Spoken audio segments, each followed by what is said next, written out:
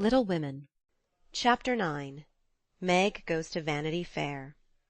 I do think it was the most fortunate thing in the world that those children should have the measles just now, said Meg one April day, as she stood packing the go-abroady trunk in her room, surrounded by her sisters.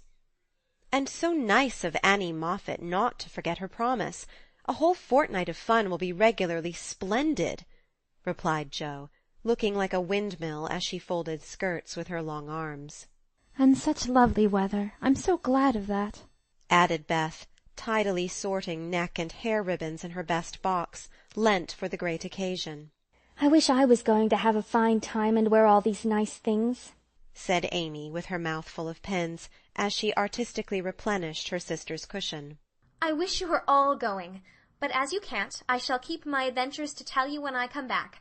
I'm sure it's the least I can do when you have been so kind, lending me things and helping me get ready, said Meg, glancing round the room at the very simple outfit, which seemed nearly perfect in their eyes. What did Mother give you out of the treasure box?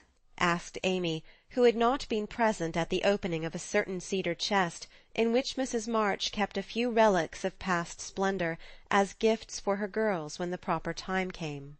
A pair of silk stockings, that pretty carved fan, and a lovely blue sash. I wanted the violet silk, but there isn't time to make it over, so I must be contented with my old tarlatan. It will look nice over my new muslin skirt, and the sash will set it off beautifully. I wish I hadn't smashed my coral bracelet, for you might have had it, said Jo, who loved to give and lend, but whose possessions were usually too dilapidated to be of much use. There is a lovely old-fashioned pearl set in the treasure chest, but Mother said real flowers were the prettiest ornament for a young girl, and Laurie promised to send me all I want, replied Meg. Now let me see. There's my new grey walking suit. Just curl up the feather in my hat, Beth. Then my poplin for Sunday and the small party. It looks heavy for spring, doesn't it? The violet silk would be so nice, oh dear. Never mind, you've got the tarlatan for the big party, and you always look like an angel in white, said Amy, brooding over the little store of finery in which her soul delighted. It isn't low-necked, and it doesn't sweep enough, but it will have to do. My blue house dress looks so well, turned and freshly trimmed, that I feel as if I'd got a new one. My silk sack isn't a bit the fashion, and my bonnet doesn't look like Sally's. I didn't like to say anything, but I was sadly disappointed in my umbrella. I told Mother black with a white handle, but she forgot and bought a green one with a yellowish handle. It's strong and neat, so I ought not to complain. But I know I shall feel ashamed of it beside Annie's silk one with a gold top, sighed Meg, surveying the little umbrella with great disfavour. Change it, advised Jo. I won't be so silly or hurt Marmy's feelings when she took so much pains to get my things. It's a nonsensical notion of mine, and I'm not going to give up to it. My silk stockings and 2 pairs of new gloves are my comfort. You are a dear to lend me yours, Jo. I feel so rich and sort of elegant with 2 new pairs, and the old ones cleaned up for common. And Meg took a refreshing peep at her glove-box. Annie Moffat has blue and pink bows on her nightcaps. Would you put some on mine? She asked, as Beth brought up a pile of snowy muslins, fresh from Hannah's hands. No, I wouldn't, for the smart caps won't match the plain gowns without any trimming on them. Poor folks shouldn't rig, said Jo decidedly. I wonder if I shall ever be happy enough to have real lace on my clothes and bows on my caps, said Meg impatiently. You said the other day that you'd be perfectly happy if you could only go to Annie Moffat's, observed Beth in her quiet way. So I did. Well, I am happy, and I won't fret. But it does seem as if the more one gets, the more one wants, doesn't it?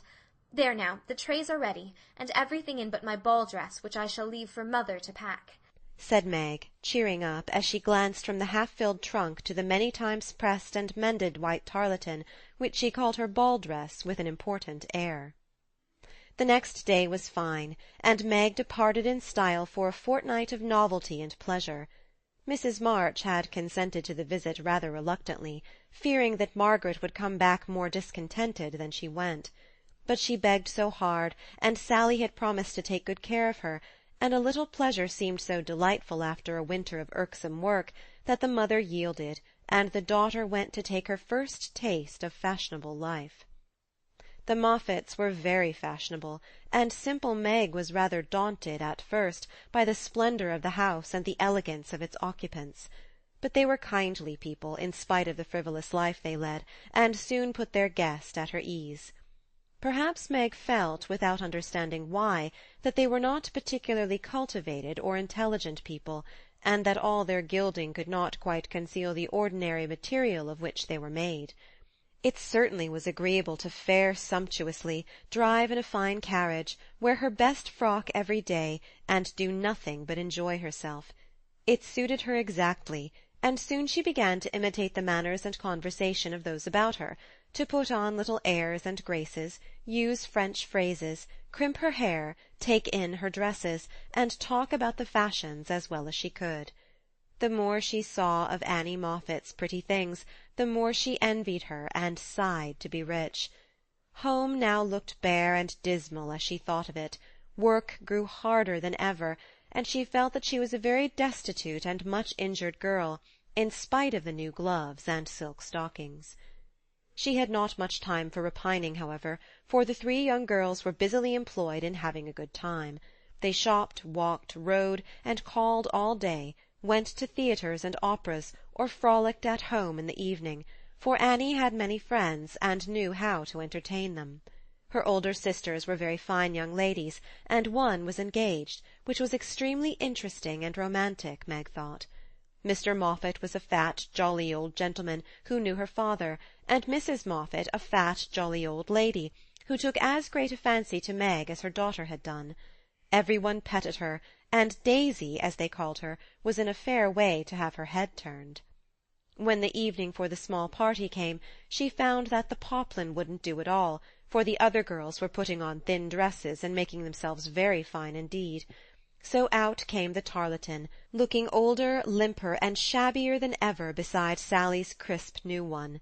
Meg saw the girls glance at it, and then at one another, and her cheeks began to burn, for with all her gentleness she was very proud. No one said a word about it, but Sally offered to dress her hair, and Annie to tie her sash, and Belle, the engaged sister, praised her white arms. But in their kindness Meg saw only pity for her poverty, and her heart felt very heavy as she stood by herself, while the others laughed, chattered, and flew about like gauzy butterflies. The hard, bitter feeling was getting pretty bad when the maid brought in a box of flowers. Before she could speak, Annie had the cover off, and all were exclaiming at the lovely roses, heath, and fern within. "It's for Belle, of course. George always sends her some. But these are altogether ravishing," cried Annie, with a great sniff. "They are for Miss March," the men said, "and here's a note," put in the maid, holding it to Meg. "What fun! Who are they from? Didn't know you had a lover," cried the girls, fluttering about Meg in a high state of curiosity and surprise. "The note is from Mother, and the flowers from Laurie," said Meg simply, yet much gratified that he had not forgotten her. "Oh, indeed," said Annie, with a funny look, as Meg slipped the note into her pocket as a sort of talisman against envy, vanity, and false pride, for the few loving words had done her good, and the flowers cheered her up by their beauty.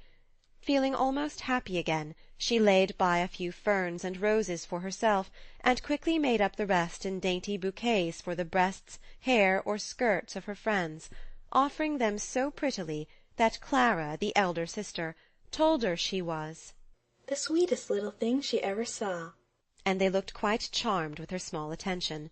Somehow the kind act finished her despondency, and when all the rest went to show themselves to Mrs. Moffatt, she saw a happy, bright-eyed face in the mirror, as she laid her ferns against her rippling hair, and fastened the roses in the dress that didn't strike her as so very shabby now. She enjoyed herself very much that evening, for she danced to her heart's content. Every one was very kind, and she had 3 compliments. Annie made her sing, and some one said she had a remarkably fine voice. Major Lincoln asked who "The fresh little girl with the beautiful eyes" was, and Mr. Moffatt insisted on dancing with her because she "didn't dawdle, but had some spring in her," as he gracefully expressed it. So altogether she had a very nice time, till she overheard a bit of conversation which disturbed her extremely. She was sitting just inside the conservatory, waiting for her partner to bring her an ice, when she heard a voice ask on the other side of the flowery wall. "How old is he?"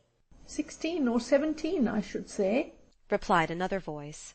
"It would be a grand thing for one of those girls, wouldn't it?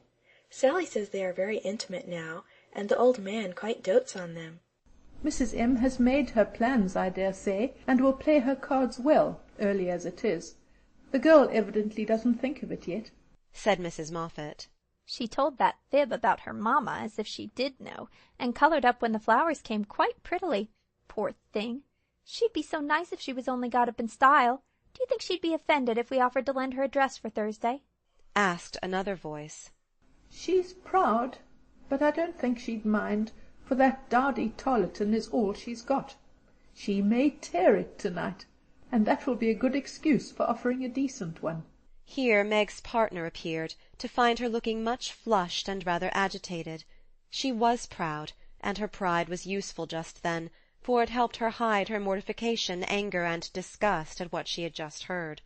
For innocent and unsuspicious as she was, she could not help understanding the gossip of her friends. She tried to forget it, but could not, and kept repeating to herself, "Mrs. M. has made her plans, that fib about her mamma, and dowdy tarletan," till she was ready to cry and rush home to tell her troubles and ask for advice.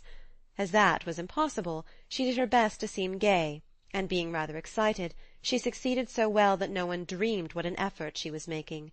She was very glad when it was all over and she was quiet in her bed, where she could think and wonder and fume till her head ached and her hot cheeks were cooled by a few natural tears. Those foolish yet well-meant words had opened a new world to Meg, and much disturbed the peace of the old one in which till now she had lived as happily as a child. Her innocent friendship with Laurie was spoiled by the silly speeches she had overheard. Her faith in her mother was a little shaken by the worldly plans attributed to her by Mrs. Moffat, who judged others by herself, and the sensible resolution to be contented with the simple wardrobe which suited a poor man's daughter was weakened by the unnecessary pity of girls who thought a shabby dress one of the greatest calamities under heaven. Poor Meg had a restless night, and got up heavy-eyed, unhappy, half resentful toward her friends, and half ashamed of herself for not speaking out frankly and setting everything right. Everybody dawdled that morning, and it was noon before the girls found energy enough even to take up their worsted work. Something in the manner of her friends struck Meg at once. They treated her with more respect, she thought, took quite a tender interest in what she said, and looked at her with eyes that plainly betrayed curiosity. All this surprised and flattered her, though she did not understand it till Miss Bell looked up from her writing, and said with a sentimental air, "Daisy, dear, I've sent an invitation to your friend Mr. Lawrence for Thursday. We should like to know him, and it's only a proper compliment to you." Meg coloured, but a mischievous fancy to tease the girls made her reply demurely, "You are very kind, but I'm afraid he won't come." "Why not, Sherry?" asked Miss Bell. "He's too old." "My child, what do you mean? What is his age, I beg to know?" cried Miss Clara. "Nearly 70, I believe," answered Meg, counting stitches to hide the merriment in her eyes. "You sly creature! Of course we meant the young man," exclaimed Miss Bell, laughing. "There isn't any. Laurie is only a little boy." And Meg laughed also at the queer look which the sisters exchanged as she thus described her supposed lover. "About your age," Nan said. "Nearer my sister Jo's. I am 17 in August," returned Meg, tossing her head. "It's very nice of him to send you flowers, isn't it?" said Annie, looking wise about nothing. "Yes, he often does, to all of us, for their house is full, and we are so fond of them. My mother and old Mr. Lawrence are friends, you know, so it is quite natural that we children should play together." And Meg hoped they would say no more. "It's evident Daisy isn't out yet," said Miss Clara to Bell with a nod. "Quite a pastoral state of innocence all round," returned Miss Bell with a shrug. "I'm going out to get some little matters for my girls. Can I do anything for you, young ladies?" asked Mrs. Moffat, lumbering in like an elephant in silk and lace. "No, thank you, Mom," replied Sally. "I've got my new pink silk for Thursday and don't want a thing." "Nor I," began Meg, but stopped because it occurred to her that she did want several things and could not have them. "What shall you wear?" asked Sally. My old white one again, if I can mend it fit to be seen. It got sadly torn last night," said Meg, trying to speak quite easily, but feeling very uncomfortable. "Why don't you send home for another?" said Sally, who was not an observing young lady. "I haven't got any other." It cost Meg an effort to say that, but Sally did not see it, and exclaimed in amiable surprise, "Only that? How funny!" She did not finish her speech, for Belle shook her head at her and broke in, saying kindly, "Not at all. Where is the use of having a lot of dresses when she isn't out yet? There's no need of sending home Daisy, even if you had a dozen, for I've got a sweet blue silk laid away which I've outgrown, and you shall wear it to please me, won't you, dear?" "You are very kind, but I don't mind my old dress if you don't. It does well enough for a little girl like me," said Meg. "Now do let me please myself by dressing you up in style. I admire to do it, and you'd be a regular little beauty with a touch here and there. I shan't let anyone see you till you are done, and then we'll burst upon them like Cinderella and her godmother going to the ball," said Belle in her persuasive tone. Meg couldn't refuse the offer so kindly made, for a desire to see if she would be a little beauty, after touching up, caused her to accept and forget all her former uncomfortable feeling toward the Moffats. On the Thursday evening, Belle shut herself up with her maid, and between them they turned Meg into a fine lady. They crimped and curled her hair, they polished her neck and arms with some fragrant powder, touched her lips with coralline salve to make them redder, and Hortense would have added, "Un soupçon of rouge," if Meg had not rebelled. They laced her into a sky-blue dress, which was so tight she could hardly breathe, and so low in the neck that modest Meg blushed at herself in the mirror. A set of silver filigree was added, bracelets, necklace, brooch, and even earrings, for Hortense tied them on with a bit of pink silk which did not show. A cluster of tea rosebuds at the bosom and a ruche reconciled Meg to the display of her pretty white shoulders, and a pair of high-heeled silk boots satisfied the last wish of her heart. A lace handkerchief, a plumy fan, and a bouquet in a shoulder-holder finished her off, and Miss Belle surveyed her with the satisfaction of a little girl with a newly dressed doll. "Mademoiselle is charmante, très jolie, is she not?" cried Hortense, clasping her hands in an affected rapture. "Come and show yourself," said Miss Belle, leading the way to the room where the others were waiting. As Meg went rustling after with her long skirts trailing, her earrings tinkling, her curls waving, and her heart beating, she felt as if her fun had really begun at last, for the mirror had plainly told her that she was a little beauty. Her friends repeated the pleasing phrase enthusiastically, and for several minutes she stood like a jackdaw in the fable, enjoying her borrowed plumes, while the rest chattered like a party of magpies. "While I dress, do you drill her, Nan, in the management of her skirt and those French heels, or she will trip herself up. Take your silver butterfly and catch up that long curl on the left side of her head, Clara, and don't any of you disturb the charming work of my hands," said Belle as she hurried away, looking well pleased with her success. "You don't look a bit like yourself, but you are very nice." "I'm nowhere beside you, for Belle has heaps of taste, and you're quite French, I assure you. Let your flowers hang. Don't be so careful of them. And be sure you don't trip," returned Sally, trying not to care that Meg was prettier than herself. Keeping that warning carefully in mind, Margaret got safely downstairs and sailed into the drawing-rooms where the Moffats and a few early guests were assembled. She very soon discovered that there is a charm about fine clothes which attracts a certain class of people and secures their respect. Several young ladies who had taken no notice of her before were very affectionate all of a sudden. Several young gentlemen, who had only stared at her at the other party, now not only stared, but asked to be introduced, and said all manner of foolish but agreeable things to her, and several old ladies, who sat on the sofas and criticized the rest of the party, inquired who she was with an air of interest. She heard Mrs. Moffat reply to one of them, "Daisy March, father a colonel in the army, one of our first families, but reverses of fortune, you know, intimate friends of the Lawrences. Sweet creature, I assure you, my Ned is quite wild about her." "Dear me," said the old lady, putting up her glass for another observation of Meg, who tried to look as if she had not heard and been rather shocked at Mrs. Moffat's fibs. The queer feeling did not pass away, but she imagined herself acting the new part of fine lady, and so got on pretty well, Though the tight dress gave her a side-ache, the train kept getting under her feet, and she was in constant fear lest her earrings should fly off and get lost or broken. She was flirting her fan and laughing at the feeble jokes of a young gentleman who tried to be witty, when she suddenly stopped laughing and looked confused, for just opposite she saw Laurie.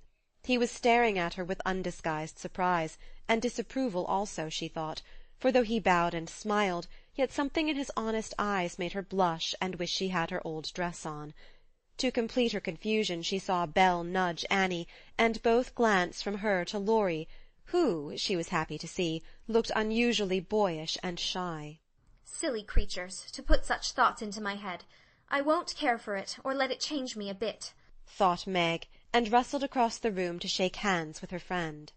I'm glad you came. I was afraid you wouldn't, she said with her most grown-up air. Joe wanted me to come and tell her how you looked, so I did, answered Laurie, without turning his eyes upon her, though he half smiled at her maternal tone. What shall you tell her? asked Meg, full of curiosity to know his opinion of her, yet feeling ill at ease with him for the first time. I shall say I don't know you, for you look so grown up and unlike yourself. I'm quite afraid of you, he said, fumbling at his glove button. How absurd of you. The girls dressed me up for fun, and I rather like it. Wouldn't Jo stare if she saw me? said Meg, bent on making him say whether he thought her improved or not. Yes, I think she would, returned Laurie gravely. Don't you like me so? asked Meg. No, I don't, was the blunt reply. Why not? in an anxious tone. He glanced at her frizzled head, bare shoulders, and fantastically trimmed dress, with an expression that abashed her more than his answer, which had not a particle of his usual politeness in it. I don't like fuss and feathers. That was altogether too much from a lad younger than herself, and Meg walked away, saying petulantly, You are the rudest boy I ever saw. Feeling very much ruffled, she went and stood at a quiet window to cool her cheeks, for the tight dress gave her an uncomfortably brilliant colour. As she stood there, Major Lincoln passed by, and a minute after she heard him saying to his mother, They are making a fool of that little girl. I wanted you to see her, but they have spoiled her entirely. She's nothing but a doll tonight. Oh, dear, sighed Meg. I wish I'd been sensible and worn my own things. Then I should not have disgusted other people or felt so uncomfortable and ashamed of myself. She leaned her forehead on the cool pane, and stood half hidden by the curtains, never minding that her favourite waltz had begun, till someone touched her, and turning she saw Laurie, looking penitent, as he said, with his very best bow and his hand out. Please forgive my rudeness, and come and dance with me. I'm afraid it will be too disagreeable to you, said Meg, trying to look offended and failing utterly. Not a bit of it. I'm dying to do it. Come, I'll be good. I don't like your gown, but I do think you are just splendid. And he waved his hands, as if words failed to express his admiration. Meg smiled and relented, and whispered as they stood waiting to catch the time. Take care my skirt doesn't trip you up. It's the plague of my life, and I was a goose to wear it. Pin it round your neck, and then it will be useful, said Laurie, looking down at the little blue boots, which he evidently approved of. Away they went fleetly and gracefully, for having practised at home they were well matched, and the blithe young couple were a pleasant sight to see, as they twirled merrily round and round, feeling more friendly than ever after their small tiff. Laurie, I want you to do me a favour, will you? said Meg, as he stood fanning her when her breath gave out, which it did very soon, though she would not own why. Won't I? said Laurie, with alacrity. Please don't tell them at home about my dress tonight. They won't understand the joke, and it will worry Mother. Then why did you do it? said Laurie's eyes so plainly that Meg hastily added, I shall tell them myself all about it, and fess to Mother how silly I've been. But I'd rather do it myself. So you'll not tell, will you? I give you my word I won't. Only, what shall I say when they ask me? Just say I looked pretty well and was having a good time. I'll say the first with all my heart, but how about the other? You don't look as if you were having a good time. Are you? And Laurie looked at her with an expression which made her answer in a whisper. No, not just now. Don't think I'm horrid. I only wanted a little fun, but this sort doesn't pay, I find, and I'm getting tired of it. Here comes Ned Moffat. What does he want? said Laurie, knitting his black brows as if he did not regard his young host in the light of a pleasant addition to the party. He put his name down for 3 dances, and I suppose he's coming for them. What a bore! Said Meg, assuming a languid air which amused Laurie immensely. He did not speak to her again till supper-time, when he saw her drinking champagne with Ned and his friend Fisher, who were behaving like a pair of fools, as Laurie said to himself, for he felt a brotherly sort of right to watch over the Marches and fight their battles whenever a defender was needed. You'll have a splitting headache tomorrow if you drink much of that. I wouldn't, Meg. Your mother doesn't like it, you know, he whispered, leaning over her chair as Ned turned to refill her glass and Fisher stooped to pick up her fan. I'm not Meg tonight. I'm a doll who does all sorts of crazy things. Tomorrow I shall put away my fuss and feathers and be desperately good again, she answered with an affected little laugh. Wish tomorrow was here, then, muttered Laurie, walking off, ill-pleased at the change he saw in her. Meg danced and flirted, chattered and giggled as the other girls did. After supper she undertook the German, and blundered through it, nearly upsetting her partner with her long skirt, and romping in a way that scandalized Laurie, who looked on and meditated a lecture. But he got no chance to deliver it, for Meg kept away from him till he came to say good-night. "Remember," she said, trying to smile, for the splitting headache had already begun. "Silence à la mort," replied Laurie with a melodramatic flourish as he went away. This little bit of by-play excited Annie's curiosity, but Meg was too tired for gossip and went to bed, feeling as if she had been to a masquerade and hadn't enjoyed herself as much as she expected. She was sick all the next day, and on Saturday went home, quite used up with her fortnight's fun, and feeling that she had sat in the lap of luxury long enough. It does seem pleasant to be quiet, and not have company manners on all the time. Home is a nice place, though it isn't splendid, said Meg, looking about her with a restful expression, as she sat with her mother and Joe on the Sunday evening. "I'm glad to hear you say so, dear, for I was afraid home would seem dull and poor to you after your fine quarters," replied her mother, who had given her many anxious looks that day, for motherly eyes are quick to see any change in children's faces. Meg had told her adventures gaily, and said over and over what a charming time she had had, but something still seemed to weigh upon her spirits, and when the younger girls were gone to bed, she sat thoughtfully staring at the fire, saying little and looking worried. As the clock struck 9 and Joe proposed bed, Meg suddenly left her chair, and taking Beth's stool, leaned her elbows on her mother's knee, saying bravely, "Marmee, I want to fess." "I thought so. What is it, dear?" "Shall I go away?" asked Joe discreetly. "Of course not. Don't I always tell you everything? I was ashamed to speak of it before the younger children, but I want you to know all the dreadful things I did at the Moffats." "We are prepared," said Mrs. March, smiling but looking a little anxious. "I told you they dressed me up, but I didn't tell you that they powdered and squeezed and frizzled and made me look like a fashion plate. Laurie thought I wasn't proper. I know he did, though he didn't say so, and one man called me a doll. I knew it was silly, but they flattered me and said I was a beauty and quantities of nonsense, so I let them make a fool of me." "Is that all?" asked Joe, as Mrs. March looked silently at the downcast face of her pretty daughter, and could not find it in her heart to blame her little follies. "No, I drank champagne, and romped and tried to flirt, and was altogether abominable," said Meg self-reproachfully. "There is something more, I think." And Mrs. March smoothed the soft cheek, which suddenly grew rosy as Meg answered slowly, "Yes, it's very silly, but I want to tell it, because I hate to have people say and think such things about us and Laurie." Then she told the various bits of gossip she had heard at the Moffats, and as she spoke, Joe saw her mother fold her lips tightly, as if ill-pleased that such ideas should be put into Meg's innocent mind. "Well, if that isn't the greatest rubbish I ever heard!" cried Joe indignantly. "Why didn't you pop out and tell them so on the spot?" "I couldn't. It was so embarrassing for me. I couldn't help hearing it first, and then I was so angry and ashamed I didn't remember that I ought to go away." "Just wait till I see Annie Moffat, and I'll show you how to settle such ridiculous stuff. The idea of having plans and being kind to Laurie because he's rich and may marry us by and by! Won't he shout when I tell him what those silly things say about us poor children? And Joe laughed, as if on second thoughts the thing struck her as a good joke. "If you tell Laurie, I'll never forgive you. She mustn't, must she, Mother?" said Meg, looking distressed.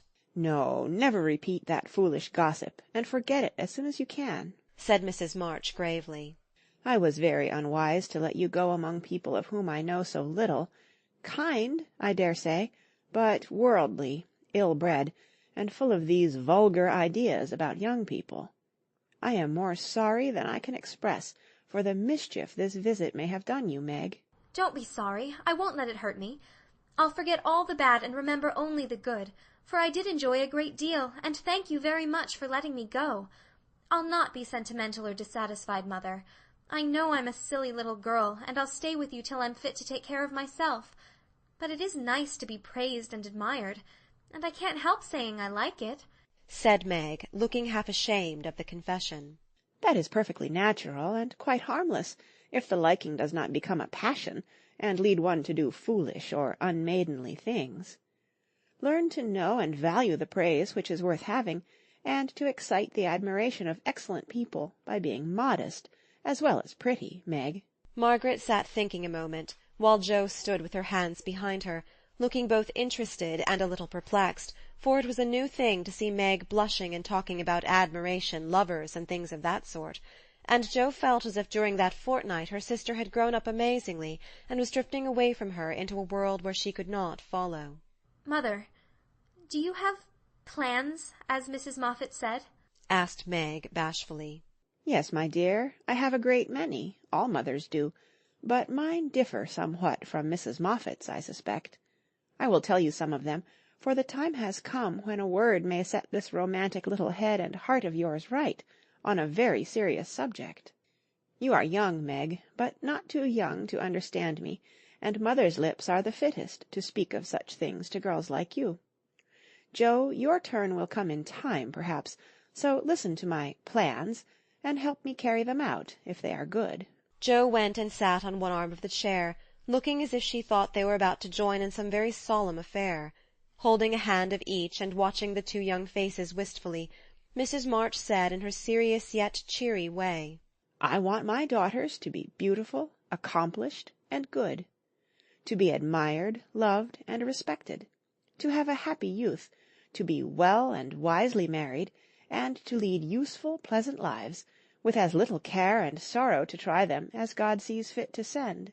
To be loved and chosen by a good man is the best and sweetest thing which can happen to a woman, and I sincerely hope my girls may know this beautiful experience. It is natural to think of it, Meg, right to hope and wait for it, and wise to prepare for it, so that when the happy time comes you may feel ready for the duties and worthy of the joy. My dear girls, I am ambitious for you, but not to have you make a dash in the world, marry rich men merely because they are rich, or have splendid houses, which are not homes, because love is wanting. Money is a needful and precious thing, and when well used a noble thing, but I never want you to think it is the first or only prize to strive for.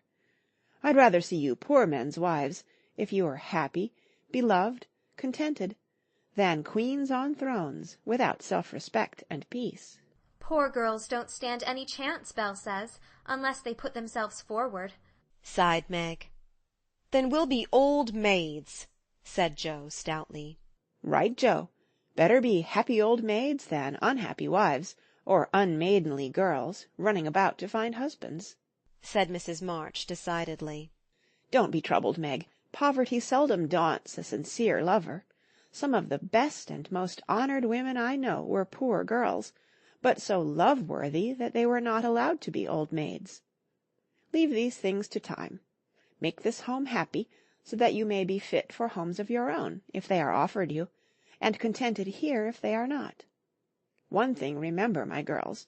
Mother is always ready to be your confidant, father to be your friend, and both of us hope and trust that our daughters, whether married or single, will be the pride and comfort of our lives. We will, Marmee, we will, cried both, with all their hearts, as she bade them good night. End of Chapter 9.